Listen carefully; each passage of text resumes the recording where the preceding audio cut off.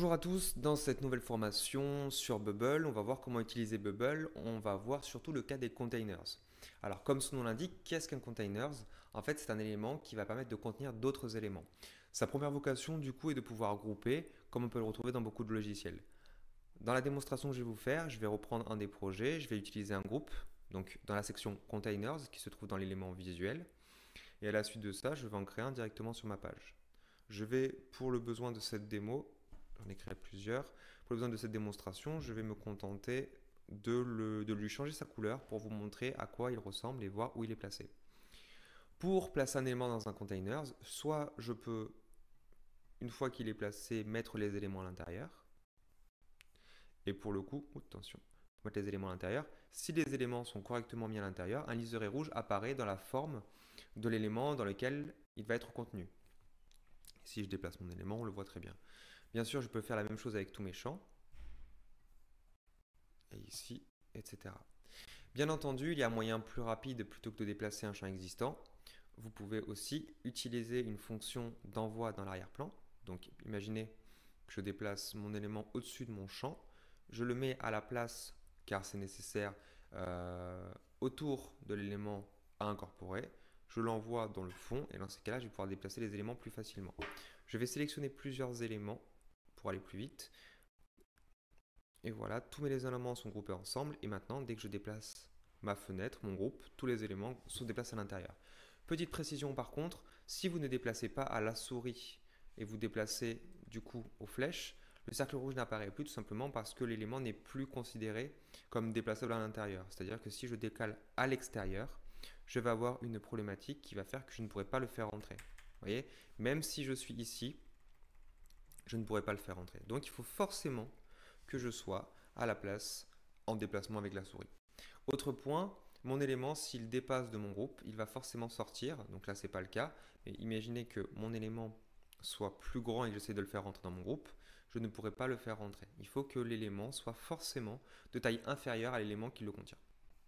Ok? Pour le coup, ça, c'est l'élément de groupe de base que je viens de vous montrer.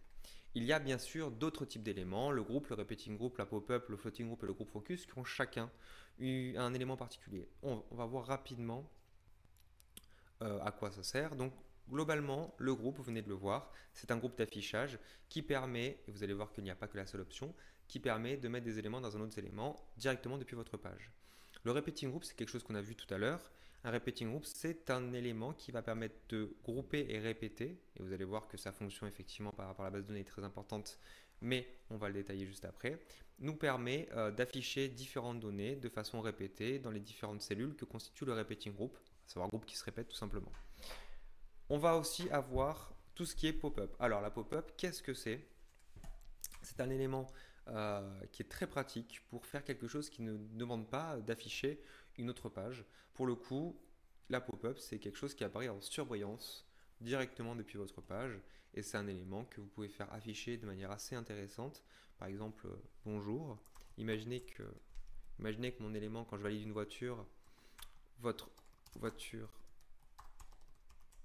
vient d'y être ajoutée.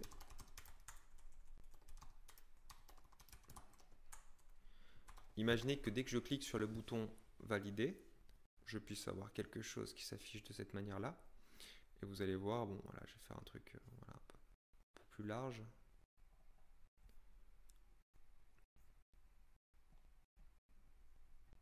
Voilà. Et bien en fait, cette pop-up là, pop-up A, quand je clique sur valider, je vais pouvoir la faire apparaître. Et vous allez voir, c'est assez cool parce que elle réagit à la fonction show. Ok. Et ici, en fait, j'ai juste à mettre show pop-up A. Et vous allez voir que dès que je suis en preview,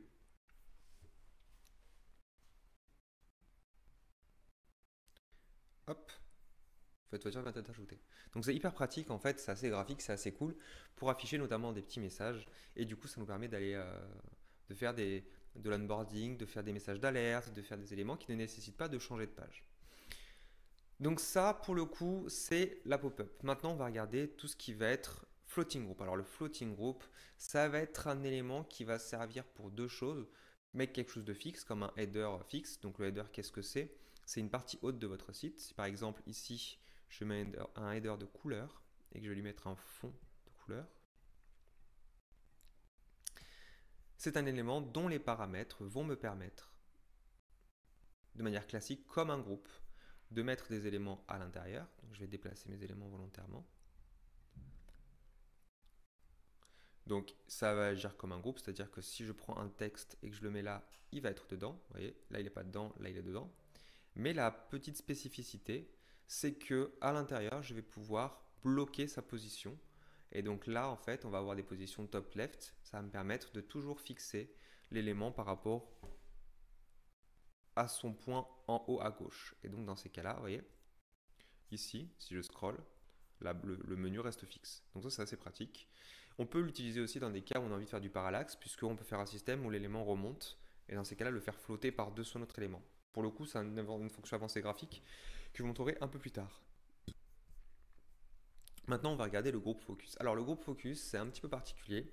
Ça va ressembler à la pop-up, sauf que ça va être quelque chose qui ne va pas bloquer tout l'écran, parce que la pop-up quand même affiche un liseré, enfin un overlay sur tout l'écran, donc une sorte de calque.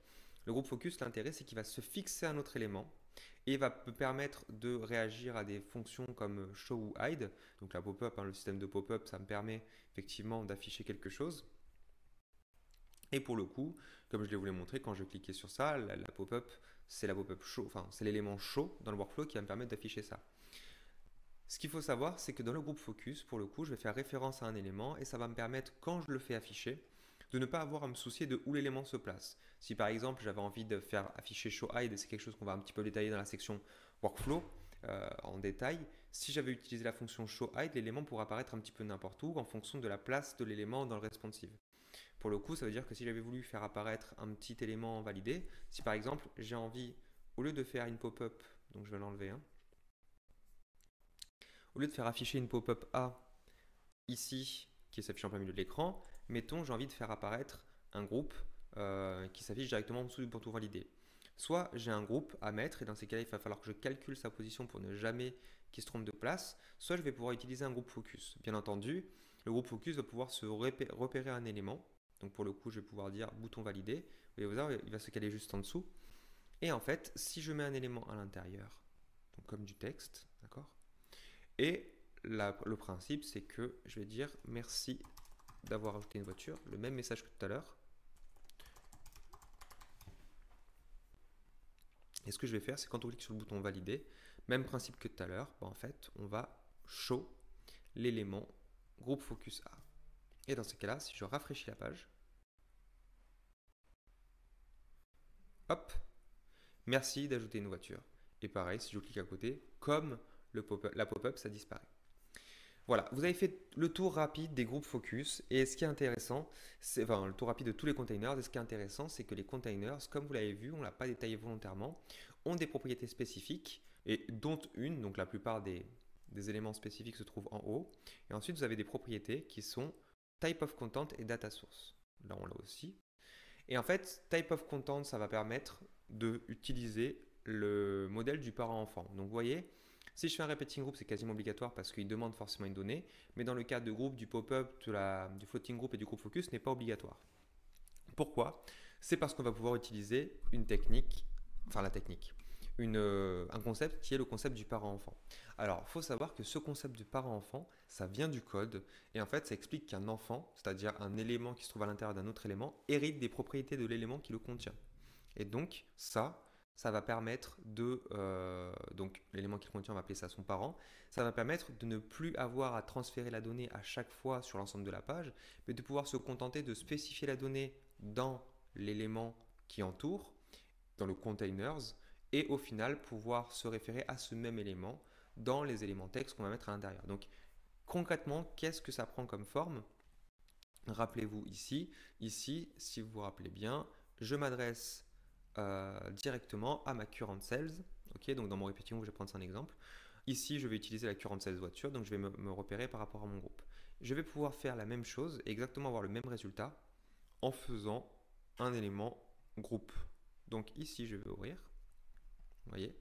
Et ici, je vais utiliser un groupe que je vais entourer dans ma current cell. Donc il faut bien que mon groupe soit bien à l'intérieur de ma cellule dans mon repeating group. Si elle est un peu sortie, ça ne fonctionnera pas. Et à l'intérieur, donc pareil, je vais un peu le déguiser. Hop, je vais le mettre en arrière. Et si je déplace mes éléments, vous allez voir ce qui va se passer. Hop, ma donnée n'est plus attribuée. Et en fait, c'est que ma donnée, elle n'utilise plus la current cell parce qu'elle n'y a plus accès, mais elle va pouvoir utiliser le parent group. Et le parent group, en fait, ça voudra attribuer que ici, donc là, je vais juste revenir en arrière, vous allez voir que c'est encore défini. C'est juste qu'il a toujours la donnée en mémoire, mais il ne sait pas à qui s'adresser. Et là, ici, j'ai juste à faire parent group, je vais dire le type de données. Donc pour le coup, là, j'en suis à voiture. Et dans ces cas-là, ça va attribuer la donnée, donc les noms se remettent correctement. Mais ce que vous allez voir, c'est que si je rafraîchis la page, ce n'est pas suffisant. Tout simplement parce que j'ai précisé le type de données que c'était, mais je n'ai pas précisé la donnée, c'est-à-dire où elle se trouve. Et donc dans ces cas-là, j'ai juste à cliquer sur Data Source, Current Sales voiture. Et donc à ce moment-là, vous allez voir que la donnée est réattribuée. C'est-à-dire que je viens de passer à l'intérieur des paramètres de ma Current Sales directement dans mon groupe. Et ce qui est intéressant, c'est que bien entendu, je pourrais passer d'un repeating group à un autre repeating group en conservant ce système-là, puisque la donnée est attribuée. Donc là, elle peut se rétablir très vite. Vous vous dites, oui, c'est cool. Bon, ça me permet juste d'aller plus vite dans l'attribution de la donnée, dans la production de la donnée, que j'aurais pu faire par moi-même. Eh bien, détrompez-vous, car ça permet, en plus de ça, en plus d'attribuer de la donnée plus rapidement, ça permet de faire appel à des choses auxquelles vous n'auriez pas accès communément. Si par exemple, ici, je cherche à attribuer un groupe voiture ou un groupe constructeur, je vais être très intéressé, si je ne peux pas utiliser la current cell, de pouvoir transférer ce pouvoir d'un autre élément de type constructeur. C'est quelque chose qu'on verra plus dans les tutos avancés, mais dites-vous bien que le groupe, ça va être une composante essentielle du fonctionnement de la partie de l'usage de la donnée. Vous allez voir, vous allez l'utiliser extrêmement souvent. Selon les types de groupes que vous aurez, elle se comportera légèrement différemment. C'est-à-dire qu'un repeating group va demander l'adressage de data source de type list, là où le groupe focus ou le groupe pop-up va demander de l'affichage du style monodonnées. Mais bien entendu, vous pouvez bien mettre un groupe dans un groupe, un repeating group dans une pop-up, etc., etc. Autre point aussi important, je vous ai parlé du groupement physique des éléments qui permettent de les déplacer tous en même temps. Les groupes qui permettent d'être déplacés librement, ce sont les repeating groups, le groupe classique, ainsi que le floating group. Ce qu'il faut savoir, c'est que ces éléments-là aussi ont une importance en termes de responsive. Pourquoi? Car ils ont des propriétés visuelles qui leur permettent de ne pas être déplacés dans tous les sens et de fixer les éléments entre eux. Mais ça, pareil, on le verra plus dans la partie responsive. C'est juste pour vous montrer l'utilisation des containers.